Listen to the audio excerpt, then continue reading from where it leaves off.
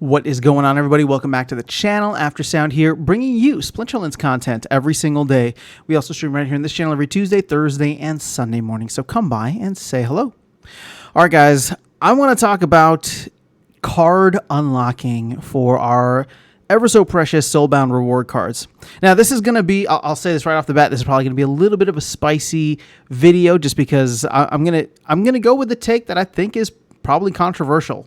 Now, we don't have any idea in terms of what the team has decided in for the unlocking costs. All we have to go on was something that Matt had said a while back. Again, he wasn't even committing to this, and in fact, I feel like he's backpedaling a little bit just because the community response was not favorable. But I'm here to back him up. He said that, in order to bring a new card into the ecosystem, the cost is roughly 17x the burn value. And that took people, by surprise. It threw them for a loop. And in looking at the value of these cards now, I'm thinking to myself, we should do that. So, Matt, if you watch these videos, Matt doesn't watch these videos, but if he does, somebody should tell him that I think it's a fantastic idea. Now, here's the thing.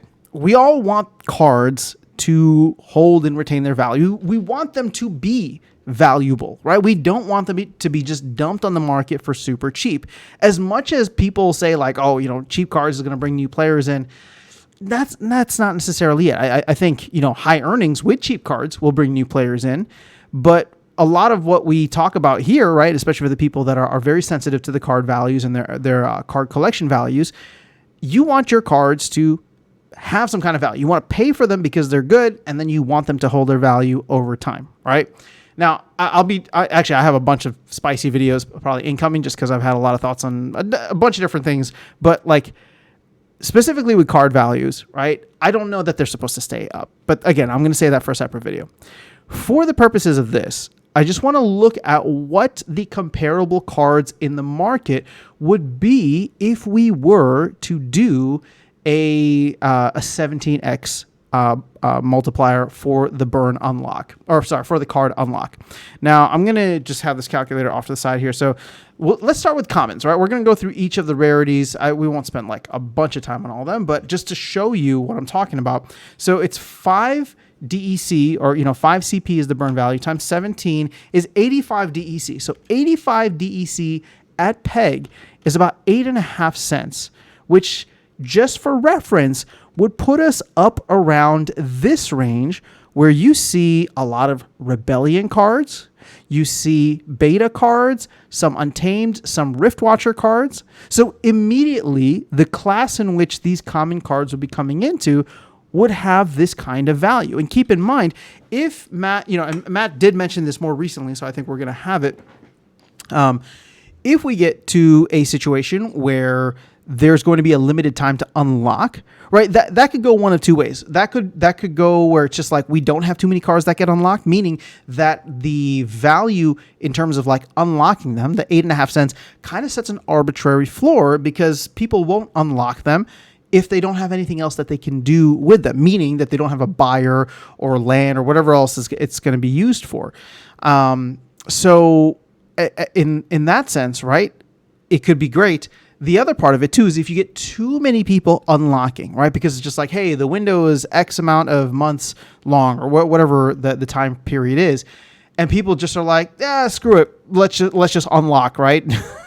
just in case we get some new players coming in, or just in case there's a spike in demand. I want to have these cards unlocked and ready to go for me to do X, Y, Z with. Now, that is not a great thing on one hand, because it would lead to a lot of cards getting unlocked for that, 85 DEC. But then if you have too many people out there just trying to compete, they will take whatever that they can. And a lot of them will probably start to just undercut a little bit, maybe even go below that soft floor. But on the other hand, you will have a ton of DEC get burned for no specific reason. So at the end of the day, that does help the flywheel, right? DEC, maybe vouchers. We don't know how all that's going to play out. So let's actually just go over to the rare cards now. And again, this is just to give you a rough idea. Let's see, what's 17 times 20? That's 340. So this is 34 cents. So perfect. We're in the right spot. This would put us with some beta reward cards, some untamed reward cards, right? And this is what I'm talking about, where it's just like, this is the class that it would be in. I mean, there's even Kelia up here, right? Which is a summoner. Prophet Rosa, which is a Rebellion summoner. So it wouldn't, what I'm trying to get at is that these cards can actually be valuable. They won't be these cards sitting all the way at the bottom, overprinted, unwanted, and burned because people just, have more utility from burning them than they do actually owning them in the game. So you'd have that kind of frame there, right? For epics, it would be, I think, like $1.70. Yeah, so it's 100 CP, so $1.70. So you wouldn't have them trading down here at 10 cents. These would be highly desired cards, only unlocked if there was a market for it. So once again, we're up actually in very good company, I would say.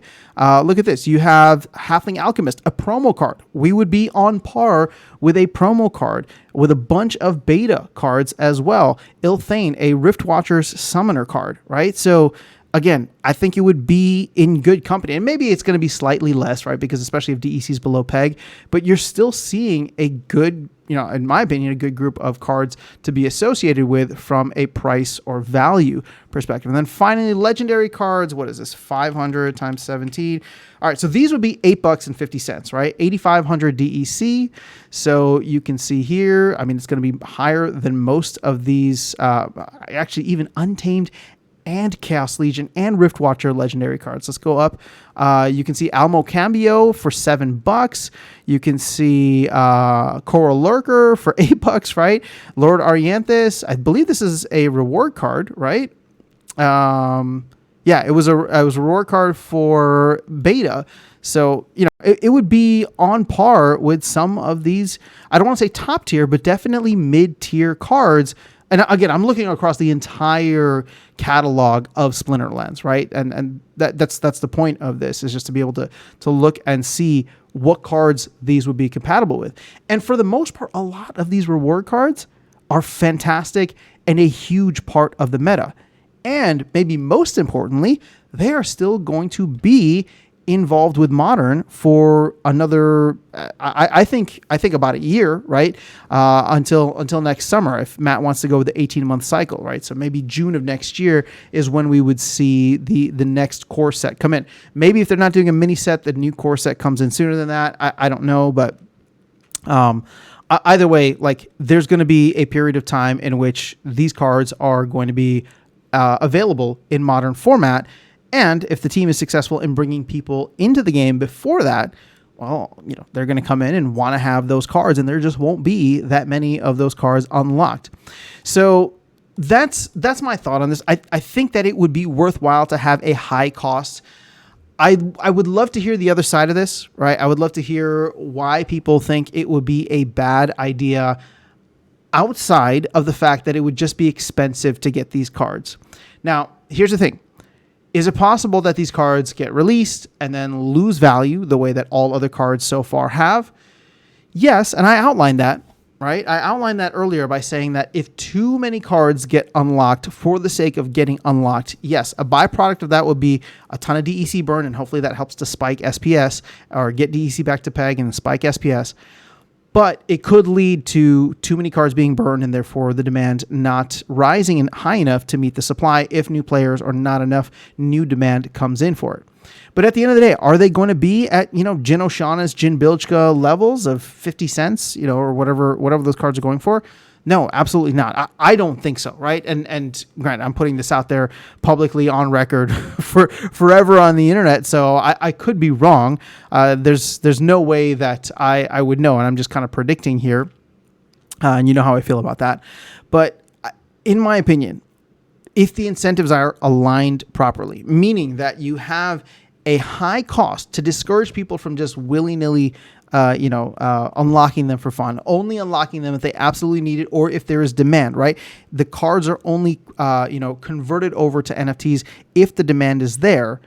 Then, in my opinion, those card values should stay relatively high because people will not want to take that risk.